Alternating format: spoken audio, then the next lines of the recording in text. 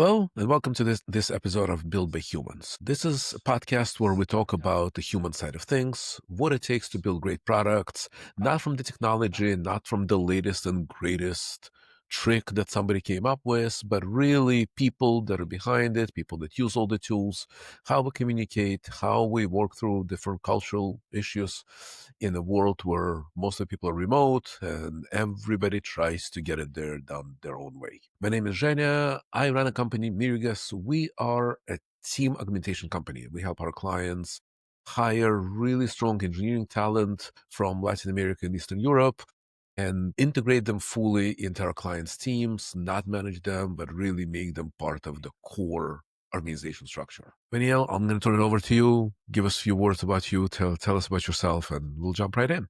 All right. All right. Thank you, Zhenya, for having me on this call. My name is Vanielle, and I'm the CTO and co-founder of OdeCloud. Similar to what Zhenya's company does in regards to hiring great engineers, engineering talents from everywhere, we actually help our clients hire great consultants from everywhere. And I've been at this for the last 7, 8 years, and hopefully, with my experience and expertise, I can contribute meaningfully to our conversation today. Great. Awesome. I know it's going to be an interesting conversation, and I'm going to jump in. You are based in Japan, and granted, you spent a lot of time in US, you're very familiar with US culture, but I think this conversation is somewhat unique because most of the people I talk to on this podcast are US based. And so when we talk about culture, everybody, we go our culture, meaning US culture, versus everybody else's culture, be it Europe, be it Latin America, Asia, right? We talk about all of it, but it's us versus them, as in, how does it fit in? I want to ask you, somebody, again, very familiar with both cultures, but still living in Japan, working in a Japanese company, what are the challenges that you see working with US people, US companies, US clients? I sort of want to see or hear about the view from the other side. Yes. I want to, thanks for that. But I do really want to help clarify some key points there and some key assumptions just for our listeners. First of all, on my background a little bit, I was born in Vietnam, but I moved to the U.S. and I kind of grew up in the U.S. Went to school there, and so it made me really familiar with U.S. work culture, U.S. culture in general, and things like that, right? And then after that, I moved to Korea, worked there for like several years, and it was during that time that I had a little stunt of working at a Korean company. And then after that, I started the startup, and now it's a small business with my other co-founder. Hmm. And we're not we have a big Japanese client. Well, I wouldn't say that we're Japanese per se. I wouldn't even say we're American actually. We're more like the UN Okay. because yeah. Our clients, our consultants, and all of our engineers and all of our people come from all stripes and colors, right? Hmm. So now to your point and to your question, basically, do I feel any cultural differences whenever I'm working across team in different cultures? I'll give you an example. I do. For example, in the U.S., the culture around time are generally more relaxed. Being late about like a minute or 2 minutes, or even sometimes 5 minutes, you can give a notice, and people generally won't be offended. Obviously, because it's the U.S., big country, diverse population, you have different people feeling different things. You can't help that, right? But I'm just talking about generally across the spectrum. In Japan, it's pretty bad. All of the times that initially when I've been late to a call with a Japanese, even friends, even Japanese friends or clients or any of that, people get pretty offended. Being on time is almost being late. It's one of those things, right? Being on time is being late. Being early Yep. is being on time. Yeah. So we try not to let these little differences, you know, get in our way of our working relationship. But Hmm. you want it to be smooth. You want a general baseline of respect. And For so sure. with me, what I usually do is that I always just prep the notes beforehand, right? Like if I'm gonna say the call is going to be with two of my American coworkers and me, and then maybe another Japanese person or something like that. I would just basically send out an email to all parties to say that, like, to basically cover all the bases first. To say that, in Japan we prefer to meet early. I know in the US people will be late. Don't be offended by that. Right. They're not there. They don't value your opinion any less. So yeah, that's Yeah. what I try to do. I think it's a very important thing to mention. Yes, cultures are different, and it's being on time. So yeah, you're absolutely right. Coming to meeting in US 1, 2, 3 minutes late, nobody notices. The meetings don't start on time because everybody expects that somebody, majority of people will be late, and that's not necessarily true in other cultures. One you actually brought up a memory. I built a team. I was VP of engineering running a team, and we built a team in Ukraine, and we brought them over. They only worked with us maybe for a month and a half, like very, very short period of time. And we brought them over here to US to meet the team, spend a little bit of time in the office, right? Get to know them. There's two people. And we brought them in from the team. And the very first meeting, so everybody gets in, we come out, the meeting ended, everybody comes out. And as I'm working, I was working with some of my American coworkers, right, the local coworkers. And I'm like, so what's your take, right? Brand new, what do you think? And they said, it's great. And the meeting was on Monday, right? So they came in over the weekend. So this is Monday morning. They're great guys. I love them. I talked to them on the phone before, on Skype. Back that was Skype. And it was great. What I don't understand is what got in, they're so serious. Like they jump into the meeting, right? They talk about work. We need to tell them to relax, right? To have a good time. Fine. Well, it's that conversation. Maybe half an hour later or so, I talk to these two guys. I'm like, so how was the meeting? What's your take? How was it? First time. And they go, what a waste of time. We walked in the first 10 minutes. Everybody talked about their weekend. Everybody talked about what they did. Why are we sitting in the conference room? We're there to discuss the project. And I had this, wow, right? What a difference. Yeah, yeah, exactly. Yeah, I feel that often too. Yeah. Would you say American culture has a lot of great things, and it has. And Mm, I wasn't born in the United States. I was born in Ukraine. I've mm, lived in US now for 35 years. So I left Ukraine, was still Soviet Union, the country that no longer exists. But in the United States, it is a mix of culture. So it's very hard. People say, what's American culture? It's like, I don't know what's American culture. I live in California, and believe me, when I go to New York, it's a different world, right? It's a completely different world. Even talking about things we're talking about, right? Being on time, how people chit chat. In California, everybody's relaxed, everybody chit chats. Nobody chit chats in New York. It's business. So you see this, but I am curious, how are American workers, American managers, American, people are viewed by other people, right? Other, foreign clients, partners, whatever you want to call it. Yeah, I'm genuinely interested because, you don't see yourself from outside. You only see yourself from one side. And I want to know what it's like from the other side. yeah. I asked my Japanese friends, and then I chit chat with them about this, and then they basically said that like from Japanese perspective, they view the American manager as a bit more lax than the Japanese manager, a bit Hmm. more lax, kind of almost like they're like your buddy. So Right. the thing is, I'll tell you the reason why there's a background to that. In Japan or in East Asia in general, in order for the boss and the direct reports to basically relax and chill with each other, there has to be you got to go out drinking first. And it's Right. only after like that first night of drinking or something like that, or karaokeing, and then people starts to lax up, and it's not all about work. And then you get to physically view that other person, either your manager or your direct report, in another light, right? While in America, you have more of it's more of a, especially California, right? It's more of a lax culture, and then the line of and it's sometimes good and a bad thing, right? The line of between your boss as your potential friends or colleague, and Hmm. your boss as a person who potentially can fire you. That line is more often than not blurred. Right. Yes, the Americans probably some people might get triggered for me saying this, but like it's blurred for like different purposes, right? Things like Hmm. diversity, things like inclusion, and all of those lines. Now we're gonna have a different conversation whether that's fake or not. But and the truth is that in Japan, like your boss is your boss. There's a certain topic that you just do not sit down and talk to your boss about unless your boss asks, and most of the time they probably won't ask. Hmm. It's not always strictly that case in East Asia. Obviously, different people have different temperament. But in the US, the lines more often, blur. And obviously, now that I know of your Ukrainian background, you probably felt that sense in Oh, some sense as absolutely. well.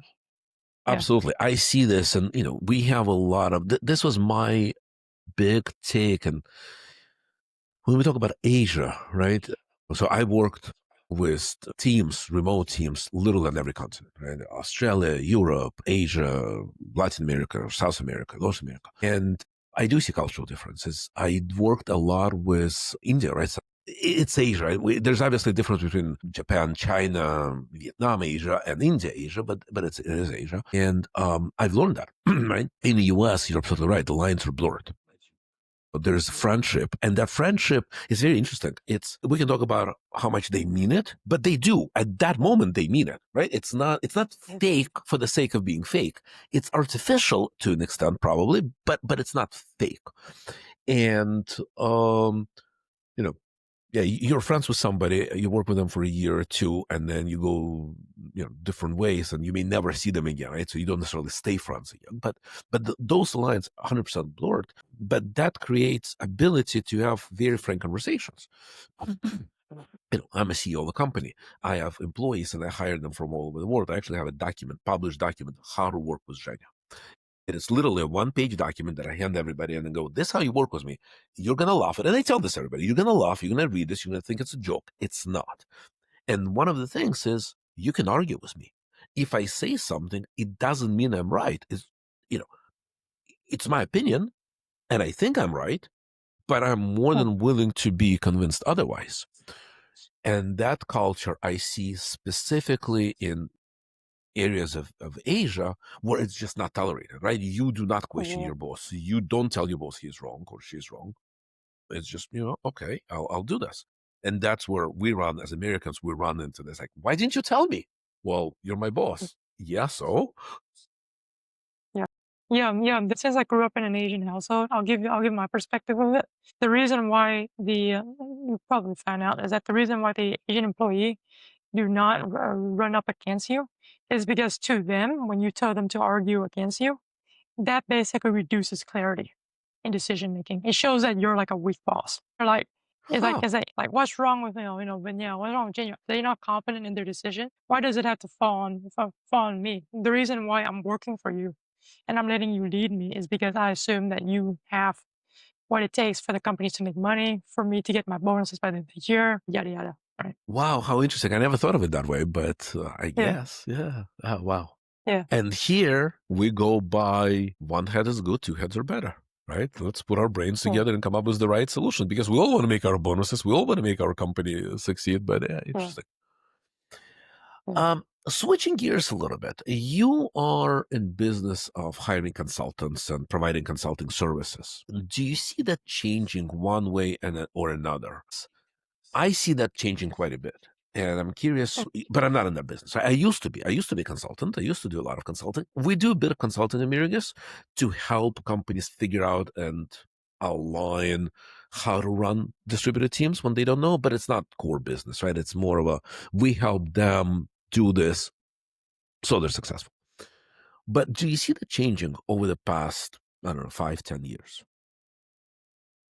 Yeah, massive, massive. And with AI, it's I want to say everything is being rewritten right now with AI. I think there was like a newspaper that was published, a news article that was published, I think like a week ago that I read. The end that basically was like Deloitte is at it again with um the Lord is at it again with using AI, and then they're like the AI was hallucinating. So basically, obviously with traditional consulting, you would get all your juniors in, do the work, hand it over to the senior. The senior is the one that was been at the firm the longest, and then after that they hold basically all the record, and then they're the one that actually shows the clients. Now the juniors are just getting away with just using ChatGPT, right? Right. So how do you do? See, yeah, right. And obviously the main problem is that if you're not using ChatGPT, then you lose sort of your competitive advantage if basically another consulting firm is also doing it.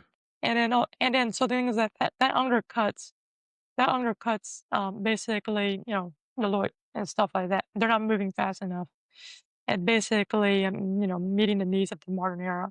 And then obviously a lot of consultants nowadays they can probably think to themselves, well, you know what? Maybe I can just like go independent and go solo and kind of go and do my own thing because Hmm.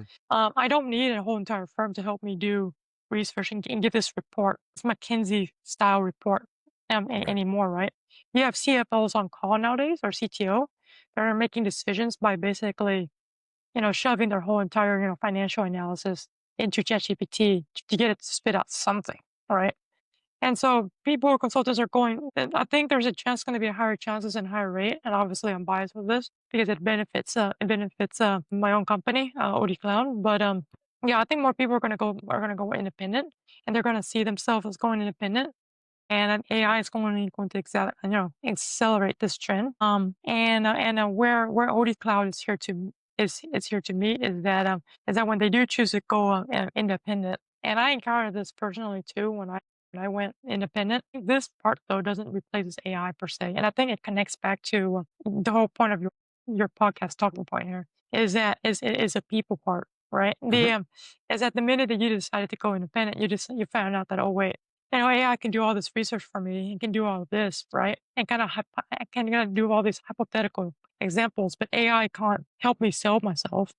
They can't help me market myself. I actually have to be the one to be the face and go out there and do it myself. I have to go out there and build up the network with the community myself. With OD Cloud, hopefully we take care of all of those less fun part of going independent for the consultants. But anyway, back to your original questions. Definitely, the field of consulting is definitely changing, and with AI, the acceleration is just basically a hockey stick graph right now. Absolutely. Remember, I worked, as I mentioned, I worked in consulting. So I had my own consulting, but I actually worked for a consulting company and, smaller, not the big Uh, four or big six at some point. All right. oh, But I remember people, I talked to my friends, people that work for large corporations, corporate America, and we have to hire PwC or KPMG, one of the big Deloitte, oh, the big guys. And why? They have the process. They know how to do this. They have the process. And what happened used to be for the longest time, and you get one person who knows what they're doing, and you got X number of people supporting them, writing reports, doing research. Well, a lot of that is not being replaced by AI. I don't need somebody to write a report. AI can write a report. I still need somebody to know what they're doing. AI doesn't know what it's doing, right? So, and I think you're absolutely right. It is changing. We see that in our business, right? More and more people are switching from outsourcing companies to individual contributors, right? We want to hire a person. We don't want to hire a company because, same thing. How does an outsourcing company work? There's somebody that writes a code, and there's somebody who project manages them, and somebody who manages them as people, and there's this and there's that. But at the end of the day, I just want a good engineer that works with me and spends time solving problems, not dealing with the bureaucracy and support mechanisms. So I think it is changing in every possible way. AI is an interesting thing.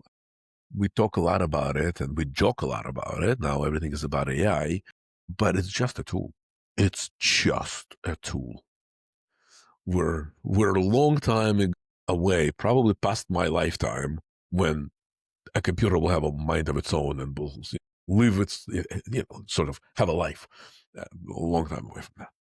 Cool. AGI is definitely a long time away, but it's not going to stop Sam Altman and Jensen Huang to try to get there within the next Yeah, 10 years. yeah, awesome. I'll ask one more thing, and I guess we'll be wrapping this up. If you were to give a recommendation to somebody who is looking for work in an international company, or somebody who is running an international company and trying to get clients, what should we pay attention to? What should they pay attention to? What's important? Can I treat your question as basically two parts for both for the person who's running the company and the person who's looking for a job to work at those company? I would say both, right? I think Both. it's Okay. you can break it up in two. It's both are valid cases. All right, sounds good.